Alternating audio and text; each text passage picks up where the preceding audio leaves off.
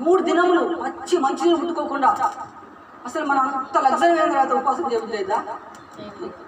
మన ఇంట్లో కొంచెం మంచి పదార్థాలు ఉన్నాయనుకో, మన జీవితాలు అన్ని సమృద్ధిగా సమస్తం ఉన్నాయనుకో, అంత స్థాయి పైన మనం ఉపాసం చేయలేదా?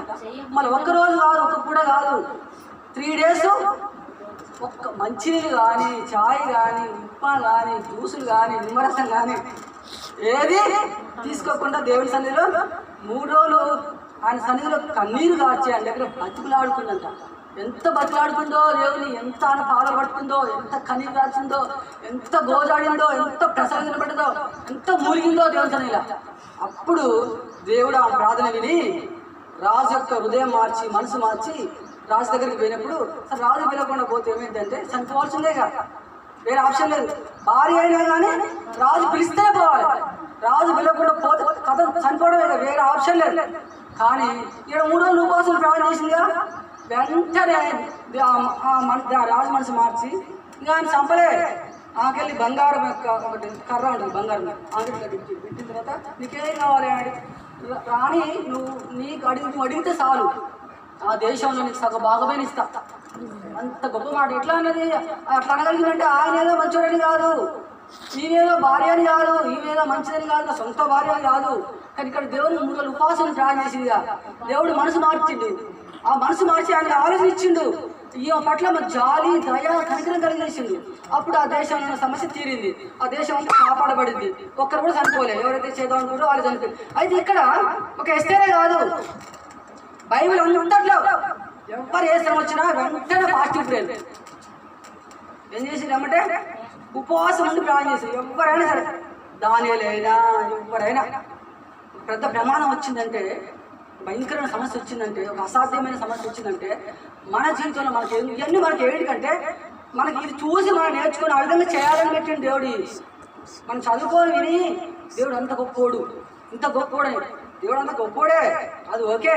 కానీ అంతకంటే ఈ బైబిల్లో ఉన్న లెసన్స్ అన్ని మనకి ఎట్లా చెప్తున్నాయంటే, పాఠాలు ఏం చెప్తున్నాయంటే, మన మాదిరి ఏంటంటే మనం కూడా మీరు అట్లా చేయాలి. మనం తెలుసు కానీ మనం చేయలేము. అందుకే మనం ఏం చేస్తున్నాం, మనం ఫలితం పొందలేకపోతున్నాం.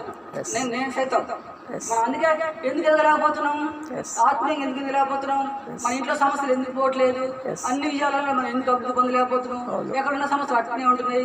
మన దేవుని సన్నిధికి వస్తున్నాం, ప్రార్థిస్తున్నాం, అన్ని చేస్తున్నాం, కానీ సమస్యలు ఏంటి 20 ఏళ్ళైనా 30 ఏళ్ళైనా సచ్చినా కూడా అవి అట్నే ఉంటున్నాయి, ఉంటూనే ఉంటాయి.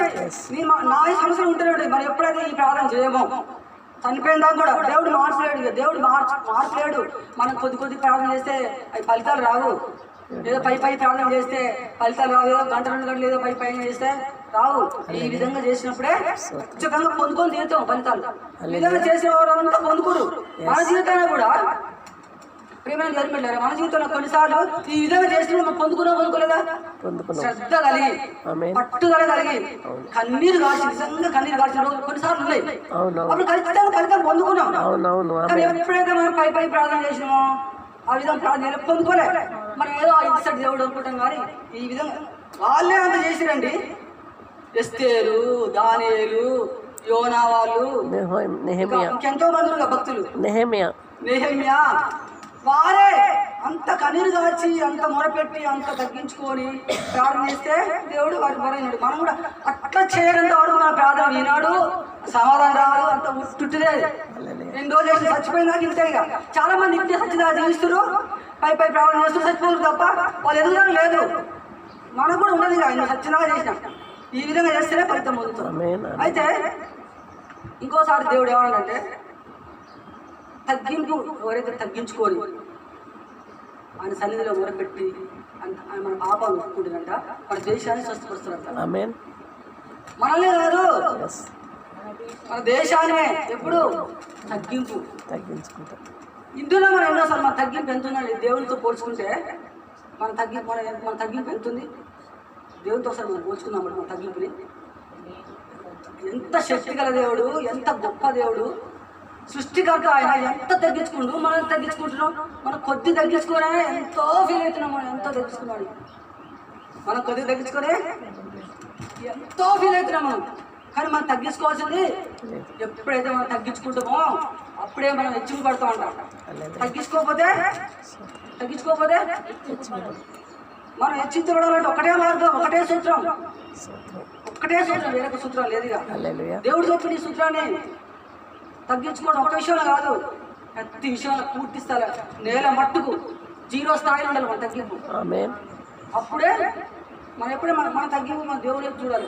దేవుని తగ్గింపు ఏంది? దేవుడితో మనం పోల్చుకోవాలి. జనంతో పోల్చుకుంటే ఏమైంది? వాళ్ళు ఒకసారి తగ్గించుకుంటే ఒకసారి మళ్ళీ చూసుకుంటారు. తగ్గించుకున్నప్పుడు హెచ్చింపడరు, ఎప్పుడైతే హెచ్చించుకుంటారా పడిపోయారు. చాలా మంది స్టార్టింగ్ తగ్గించుకోరు, ఎందుకంటే అప్పుడు దీనస్థితి ఉండదుగా, పరిస్థితి బాగుండదుగా, ఏమి ఉండదుగా. అప్పుడు ఆటోమేటిక్గా ఎవరికైనా తగ్గిపోతుంది. కానీ అన్నీ ఉన్నప్పుడు అప్పుడు తగ్గించుకోవడం ఒక విషయం. కానీ చాలా మంది తగ్గించుకోక ఏమైందంటే నేల మట్టు పడిపోయింది, ఇక లేవలే. కానీ మనం ఇక్కడ మనకు చెప్పుకుంటూ పోతే ఎన్ని విషయాలు దేవుని బిడ్డలారా, మిమ్మల్ని ఎవరినో ఏదో అనాలని కాదు, ఈ విషయాలు నాకు తెలిసిన విషయాలు పంచుకోవాలని ఆశ తప్ప నాకు తెలిసిన విషయాలు నేను షేర్ చేసుకోవాలని. కానీ ఎవరు నీ పెద్ద తగ్గించుకున్నాను, నేను హెచ్చించుకుని నేను తగ్గించుకున్నాను కాదు, మీరు తగ్గించుకోలేను కాదు. కానీ అట్లా మనం తెలిసిన విషయాలు ఒకరితో ఒకరు పంచుకుంటే ఒకవేళ దేవుడు నీకు మారు మార్చిస్తే తగ్గించుకో, లేకపోతే లేదు. దేవుడు నీ తగ్గిన బట్టి నీకు ఆశీర్వాదం ఉంటుంది, నువ్వు నీ హెచ్చింపబడతావు, దీవించబడతావు, అన్నీ ఉంటాయి. బైబిల్ మొత్తం ఆది కాండం కాల్చి పెట్టడం వరకు తగ్గించుకునే భక్తులు వాళ్ళు ఎంత పై స్థాయికి పోయారు తెలుసా? దావీదు ఎంత పై స్థాయికి పోయాడు, రాజు స్థాయి అంటే ఎంత పెద్ద స్థాయి, ఎంత పెద్ద దేశం అది, ఎంత గొప్ప దేశం అది, ఎంత ఘనమైన దేశం. వారికి ఎన్ని ఉంటాయి వారి ఇంట్లో ఎన్ని ఉంటాయి, సమస్తం ఉంటాయి. వారు కొదవైంది ఏది ఉండదు. కానీ ఎంత తగ్గింపు వారికి? దానియేలు అయినా, జోసెఫ్ అయినా, రూత్ అయినా, యోబు అయినా, శిష్యులైనా, పౌలైనా, బైబిల్ అయినా ఎంతో మంది. ఇంకా మనం కూడా ఏం చేయాలి? మనం వింటున్నాం, విడిచిపెడుతున్నాం. ఆ స్వభావం నాకు కూడా. కానీ మనం విన్న మాటలు గట్టి పట్టుకోవాలి. ప్రతి క్షణం మనం ఎప్పుడు నెంబర్ చేసుకుండాలి. ఇప్పుడు ఇన్న తర్వాత మనం గంట తర్వాత మళ్ళీ మర్చిపోవద్దు. ప్రతి క్షణం చనిపోయినాక బైబిల్లో మన మాటలు మొత్తం విన్న మాటలండి ఏ సమయానికి ఆ సమయాన్ని యూజ్ చేయాలి. ఒక్కొక్క సమయాన మనం ఇప్పుడు వర్షాకాలం వస్తుంది, వర్షాకాలం వెంబడే గొడుగు తీస్తాక ఎండాకాలం వాటర్ దూపైపోయిన ఎండ దెబ్బకొద్దని కుండ తెస్తుంది. చలికాలం పెద్ద శత్రు కొనుక్కుంటాం. ఎందుకు? చలి పెట్టదని. ఒక్కొక్క సమయాన్ని పెళ్ళికి పోతే పట్టు చీర కట్టుకుంటాం, అందంగా తయారు. ఎందుకు? ఏ సమయానికి ఆ సమయానికి తయారవుతాం. మనం ఇక్కడ కూడా ముగిస్తా చెప్పుకునే వాళ్ళు చాలా ఉంది. అసలు దీనికి నేమే గురించి ఏం బాధపడలే. ఇక 12-13 అధ్యాయాలు ఉన్నాయి, అలా 8 నిమిషాలు సరే కొన్ని 2-3 మాటలు అన్వయిస్తారు. అయితే మరి ఏ సమయానికి ఆ సమయాన్ని మనం వాక్యం బైబిల్లో ఒక్కొక్క సమయాన్ని ఒక్కొక్క విధంగా ఉండాలని బైబిల్లో వాక్యం ఉంది. ఆ సమయానికి ఆ వాక్యం తీయాలి, ఆ వాక్యం అన్నమాట యూజ్ చేయాలి మనం. అప్పుడు మనం ఎప్పుడైతే మనం వాక్యం ఆచరిస్తామో అప్పుడే మనం మేలు పొందుకోవాలి. నువ్వు ఎన్ని ప్రార్థన చేయి, ఎన్ని కానుకలే, నువ్వెన్ని చేయి, ఖచ్చితంగా భక్తి చేయి. నువ్వు డబ్బులన్నీ ఖర్చు పెట్టు, ఎన్ని చేయి. వాక్యం పాటించినప్పుడు గంధాలు మేలుట పొందుతావు. కష్టపడి అసలు వాక్యంలో అర్థం చేసుకోవాలి. అర్థం కాకపోతే మీరు ఎంత విన్నా వ్యర్థమే. ఎంత విన్నా వాక్యం విన్నప్పుడు అది అర్థం కాదనుకో, అర్థం కాదు. ఇంగ్లీష్ సినిమా చూస్తాం, అందులో ఎంతో మ్యాటర్ ఉంటుంది. ప్రపంచవ్యాప్తంగా పేరుగాంచిన సినిమా అంటే మనం చూస్తాం. మనకు అర్థం కాకపోతే ఏం చేసుకు హిందీ మాట్లాడతారు కొంతమంది, వాళ్ళు మన మాతో మాట్లాడతారు. చేసుకు ఇప్పుడు వాక్యం వింటున్నాం, ఇది ఇన్న వాక్యం మనకు అర్థం కాకపోతే వేసుకో. నువ్వు చర్చకు వచ్చేసుకో, నువ్వు బాగా తీసుకుని వేసుకో, నీ జీవితంలో ఎట్లా అప్లై చేస్తావు అది నీకు అర్థమైతేనే కదా నువ్వు అది ఆచరించేది. అది నీ జీవితంలో అప్లై చేసుకుని ఆ ప్రకారం జీవించినప్పుడే కదా ఎంత మేలుంటుందండి. దేవుని వాక్యం మనం ఆచరిస్తే, దేవుని వాక్యం మనం ఆచరిస్తే అయిన ప్రకారం ఎంత చెప్పలేమండి ఆనందాన్ని, సంతోషం. డాక్టర్ దగ్గర పోతాం, ఏదైనా ప్రాబ్లం వచ్చిందని పోతాం, మెడిసిన్ ఇస్తాడు. ఆ మెడిసిన్ ఇస్తే అది వేసుకుంటేనే నువ్వు ఫలితం పొందుతావు, ఆ రోగం పోతుంది, దాని మేలు పోతుంది. ఈ బైబిల్లో మనం మాట ఎందుకు వింటున్నాం? బైబిల్లో మాటలు మనం ఎందుకు వింటున్నాం అంటే ఈ ఇన్న ప్రకారం జీవించాలని. ఇన్న ప్రకారం జీవించలేదనుకో ఒట్టిదే, అంత ఒట్టిదే, బతుకంత ఒట్టిదే, వేస్ట్గా చర్చకొచ్చే వేస్ట్. ఈ ప్రకారం జీవించినప్పుడే మనకు మేలు, ఆయనకు మహిమ, ఇచ్చింది అందుకే ఆయనకు మహిమ. అయితే అట్లా మనం తగ్గింపుదైన జరగాలి. ఇక్కడ ప్రారంభం ఎట్లా చేస్తున్నట్టే ఆయన నెహెమ్యా ఎట్లా ప్రారంభం చేస్తున్నట్టే 5వ వచనం 4వ వచనం, ఈ మాటలు వినినప్పుడు నేను కూర్చుండి ఏడ్చి కొన్ని దినములు దుఃఖముతో ఉపవాసం ఉండి ఆకాశమందుల దేవుని యొక్క విజ్ఞాపన చేసింది. విన్నప్పుడు అంటే నేను చేసిన కూర్చుందంట, ఏడ్చిందంట. మనం ఏడుస్తామండి? దొంగడి రావద్దు అసలే. నిజమైన దుఃఖం. ఎవరైనా చచ్చిపోతే ఏడుస్తాంగా, ఆ దుఃఖం కాస్తా దేవుని తెలియదా? అప్పుడు దేవుడు ఏంటండి నీ ప్రార్థన. నువ్వు ఏ దుఃఖం ఏడుస్తున్నావు దేవుని తెలియదా? నువ్వు యాక్టింగ్ చేస్తున్నావా? కృత్రిమంగా ఏడుస్తున్నావా? కృత్రిమంగా నవ్వుతున్నావా? నువ్వు హృదయపూర్వకంగా నవ్వుతున్నావా? హృదయపూర్వకంగా అభినందిస్తున్నావా? హృదయపూర్వకంగా సేవ చేస్తున్నావా? హృదయపూర్వకంగా అతిథ్యం చేస్తున్నావా? హృదయపూర్వకంగా మనుషుల్ని స్వీకరిస్తున్నావా? మర్యాద చేస్తున్నావా? ఏ విధంగా నీ ప్రవర్తన ఏ విధంగా ఉంది?